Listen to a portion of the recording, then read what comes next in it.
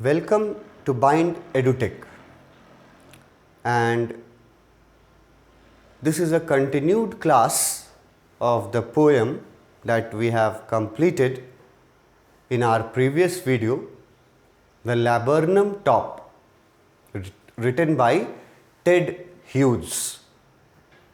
हमने पिछले वीडियो में ये poem line by line explanation हमने सुना भी, मैंने बताया भी आपको, और आपको रिटन फॉर्म में भी दिखाया कि पूरे पोयम में किस बात के बारे में लिख रहे हैं हमारे पोएट। इसके बाद जब पोयम का क्वेश्चन आंसर आप अटेम्प्ट कीजिएगा तो वहाँ पे कहीं किसी क्वेश्चन में, पोयम में, हर पोयम में होता है, मेरे जो और भी पोयम्स के वीडियोस हैं उसमें भी मैंने पोयम में यूज़ किए गए लिटरेरी डिवाइसेस के बारे में जानना ज़रूरी होता है कि जो पोयम आपने पढ़ा उसमें कौन से लिटरेरी डिवाइसेस यूज़ हुए हैं और कहाँ हुए हैं, किस वर्ड में, किस लाइन में हुए हैं वो लिटरेरी डिवाइसेस यूज्ड। ये जानना इसलिए ज़रूरी है क्योंकि इससे रिलेटेड डायरेक्ट क्वेश्चंस रहता है, लिटरेरी डिवाइसेस से रिलेटेड। तो इस पोयम में हम लोग देखते हैं कि कौन कौन सा लिटरेरी डिवाइस यूज़ हुआ है, कहाँ हुआ है, उसको क्या बोलते हैं। The Laburnum Top Literary Devices. First device, literary device, जिसका नाम है alliteration. Alliteration is a literary device. होता क्या है ये alliteration, किसको बोलते हैं, इसके बारे में यहाँ लिखा गया, repetition of a constant sound at the beginning of two or more consecutive words. Repetition होना चाहिए कॉन्सोनेंट साउंड का, वॉवल्स का नहीं, कॉन्सोनेंट साउंड्स का रिपीटिशन होना चाहिए एट द बिगिनिंग, मतलब beginning letter of the word. वो अगर रिपीट हो रहा है, बिगिनिंग लेटर जो वर्ड का है वो अगर रिपीट हो रहा है, दो या दो से ज़्यादा वर्ड्स एक साथ एक ही लेटर से, एक ही अल्फ़ाबेट से शुरू हो रहे हैं, तो उसी को, उस रिपीटिशन को एलिट्रेशन बोला जाता है। जब आप रिपीट करते हैं फर्स्ट अल्फ़ाबेट ऑफ वर्ड, जब दो या दो से अधिक भी शब्दों के पहले अल्फ़ाबेट को रिपीट किया जाए, कि पहला वर्ड भी टी से शुरू है, दूसरा भी टी से शुरू है, तीसरा भी टी से शुरू है, टी से तीनों वर्ड शुरू हैं, तो वैसे में बोला जाता है कि वहाँ पर एलिट्रेशन नाम का पोएटिक डिवाइस यूज़ हुआ है। तो एलिट्रेशन समझे आप, रिपीटिशन, ठीक है, लेकिन याद रखना कॉन्सोनेंट साउंड का रिपीटिशन, वॉवल्स का नहीं। दो बार कम से कम या दो से अधिक बार भी हो सकता है। अब इस पोयम में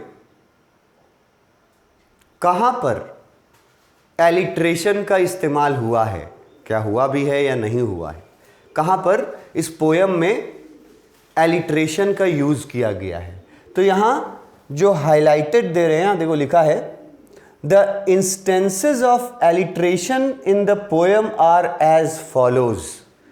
इस पोयम में इंस्टेंसेस मतलब होता है एग्जाम्पल्स, कि इस पोयम में एलिट्रेशन के जो एग्जाम्पल्स हैं वो ये हैं जो मैंने हाईलाइट किया हुआ है येलो कलर से। एक पहला, सेप्टेम्बर सनलाइट, मैंने क्या बोला था कि वर्ड का पहला अल्फ़ाबेट कॉमन रहेगा। तो सितंबर भी एस से शुरू है, सनलाइट भी एस से शुरू है, तो दोनों को जब पढ़ेंगे सितंबर सनलाइट अगर एक साथ लिखा हुआ है तो इसका मतलब कि यहाँ पे रिपीटिशन हो रहा है एस का, तो यहाँ एलिट्रेशन यूज हुआ, सितंबर सनलाइट। उसके बाद एक और है एग्जाम्पल एलिट्रेशन का, ट्री ट्रेम्बल्स। ट्री भी शुरू हुआ टी से, ट्रेम्बल भी शुरू हुआ टी से, तो रिपीटिशन हुआ और ये वर्ड एक साथ यूज हुए हैं, मतलब कंसेक्यूटिव वर्ड्स हैं। ट्री ट्रेम्बल्स, पहला अल्फाबेट टी और टी रिपीट हुआ, तो इस जगह पे भी क्या इस्तेमाल हुआ, पोएटिक डिवाइस में एलिट्रेशन इस्तेमाल हुआ। तो ये पहला पोएटिक डिवाइस था कि एलिट्रेशन क्या होता है और इस पोयम में अगर है तो कहाँ है एलिट्रेशन। सितंबर सनलाइट, ट्री ट्रेम्बल्स, इसको एक बार पोयम में भी आप लोग देख लो कि कहाँ है ये पोयम के लाइंस में, September sunlight and tree trembles. First paragraph में मिलेगा सितंबर सनलाइट, देखो यहाँ अगर पूरा पोयम देखा जाए,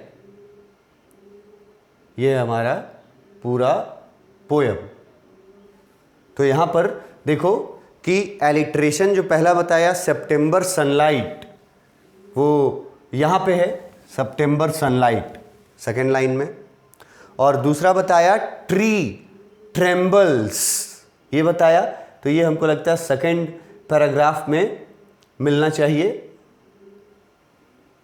यहां देखो लिखा हुआ है ट्री ट्रेम्बल्स,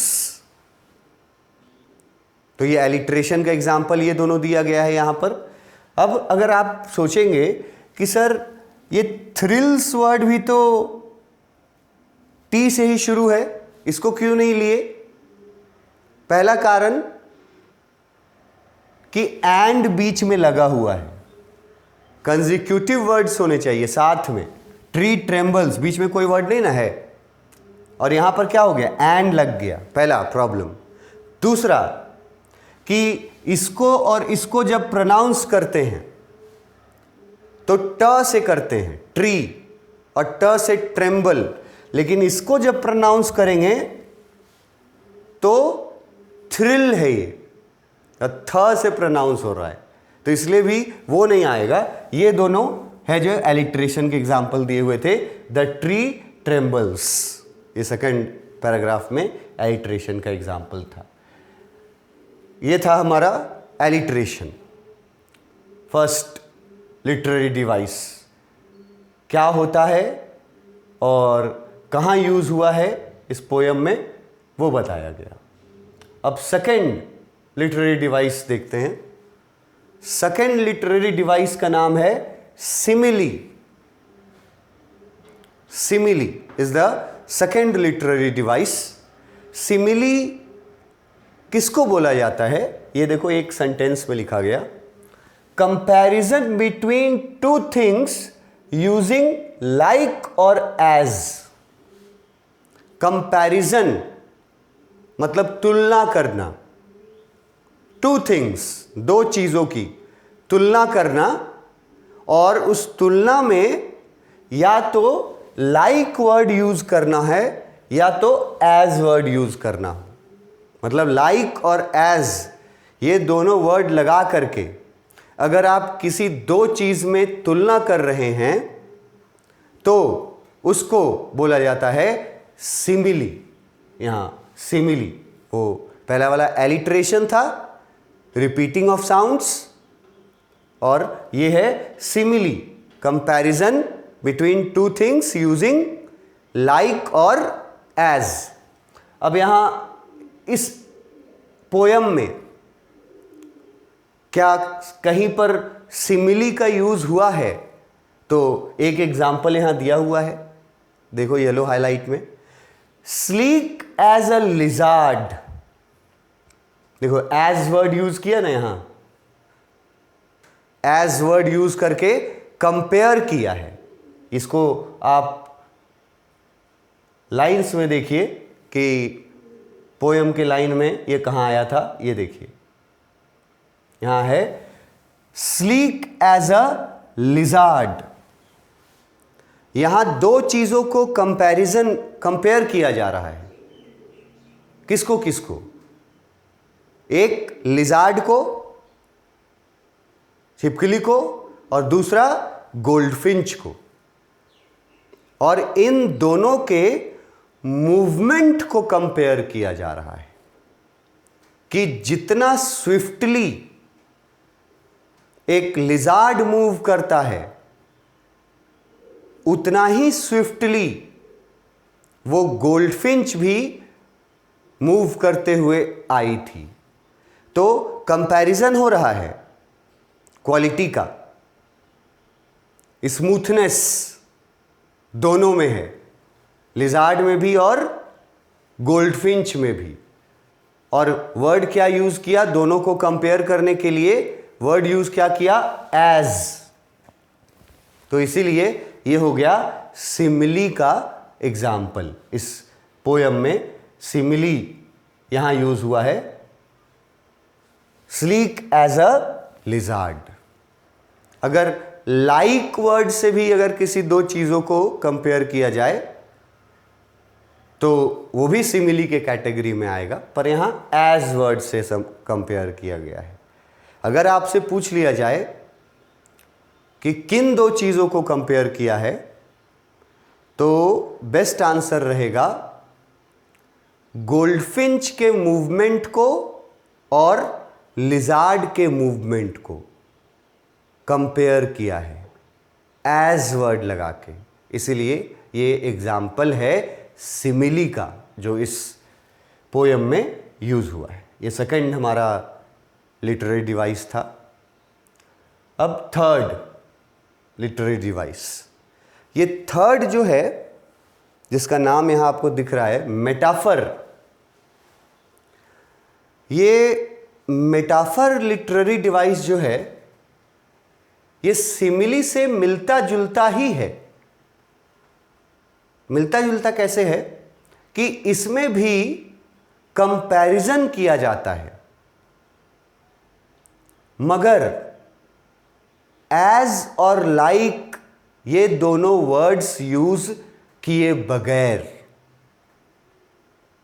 न तो एज यूज करेगा न तो लाइक यूज करेगा, लेकिन दो चीजों में तुलना करेगा, कंपैरिजन करेगा, तो उसको मेटाफर बोलते हैं। अब इसका यहां देखो मीनिंग लिखा हुआ है, an indirect comparison between two things. एक वर्ड और नया आया कि जो कंपैरिजन होता है मेटाफर में, वो डायरेक्ट कंपैरिजन नहीं होता है, इनडायरेक्ट कंपैरिजन, मतलब घुमा फिरा करके कान पकड़ा जाता है। जबकि सिमिली में डायरेक्ट कंपैरिजन है।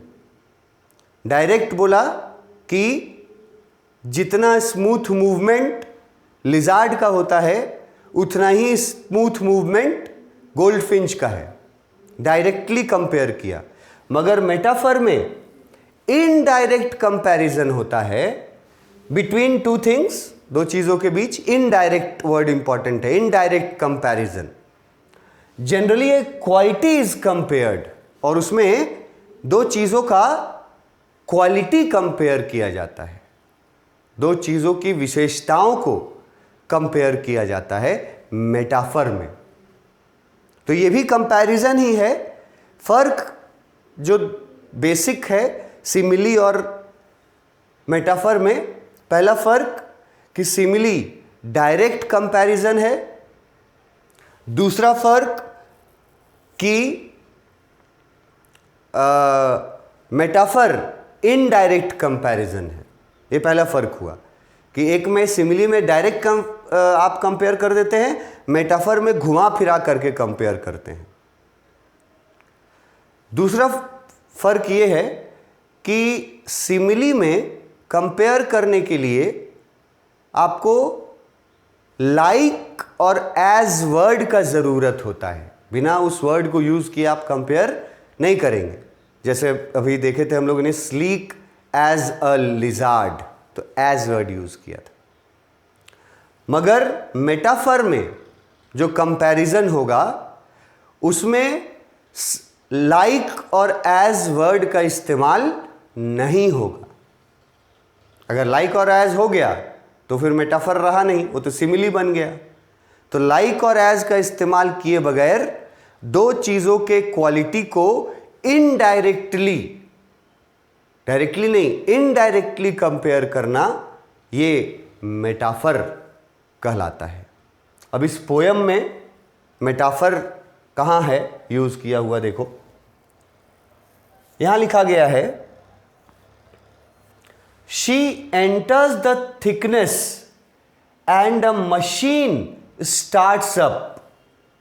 ये लाइन हमारे पोयम का ही है कि जब गोल्डफिंच अपने घोंसले के तरफ जाती है जो कि घने पत्तों के बीच बना हुआ है, थिकनेस, घने पत्तों के बीच जब वो जाती है तो ऐसा लगता है जैसे मशीन स्टार्ट हो गया हो कोई।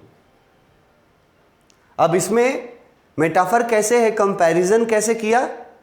मशीन को कंपेयर किया इनडायरेक्टली गोल्डफिंच के बच्चों से। यहां लिखा है the noise created by the movement of the birds. जो बच्चे थे उनके द्वारा जो नॉइज क्रिएट किया जा रहा था, पंख फड़फड़ाने का आवाज़, चहचहाने का आवाज़, ये जो नॉइज था इसको कंपेयर किया है किससे? Compared to a machines noise. इसको कंपेयर कर दिया कि मशीन चल रहा हो वैसा नॉइज आ रहा था। सीधा सीधा कंपैरिजन नहीं है, एकदम घुमा फिरा करके इनडायरेक्ट कंपैरिजन है। बच्चों के साउंड को कंपेयर किया गया बिना लाइक और एज का इस्तेमाल किए, और इनडायरेक्ट कंपैरिजन में बताया गया कि बच्चे जो साउंड निकाल रहे थे वो साउंड एक मशीन स्टार्ट होने का साउंड जैसा लग रहा था। तो ये कंपैरिजन हुआ इनडायरेक्ट कंपैरिजन। तो यहां मेटाफर यूज किया गया। एक और यहां एग्जाम्पल हमको मेटाफर का दिख रहा है, it is the engine of our family. It is the engine of our family. अब यहां देखो कि किन दो चीजों को कंपेयर कर रहा है। इंजन को कंपेयर कर रहा है गोल्डफिंच बर्ड से, और बता रहा है कि जो काम इंजन मशीन के लिए करती है वही काम गोल्डफिंच बर्ड जो है वो अपने बच्चों और उस पेड़ के लिए करती है।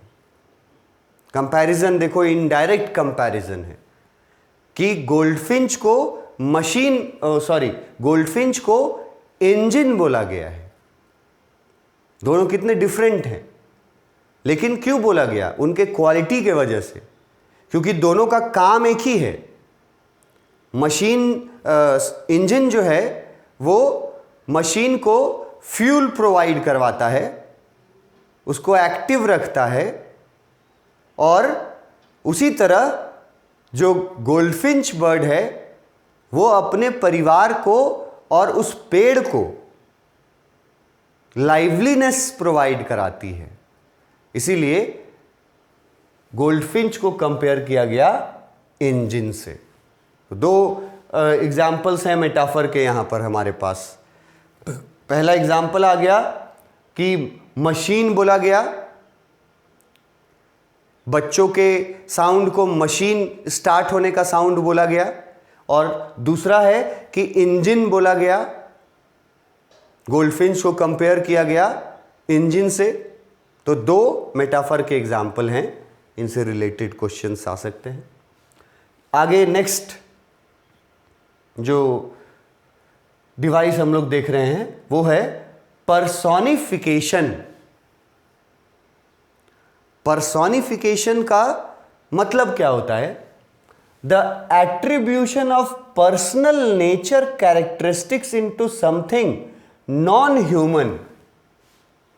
इसका आसान मतलब ये है कि अगर आप किसी नन ह्यूमन चीज में, नन ह्यूमन, नन लिविंग नहीं, नन ह्यूमन में एनिमल्स भी आ गए,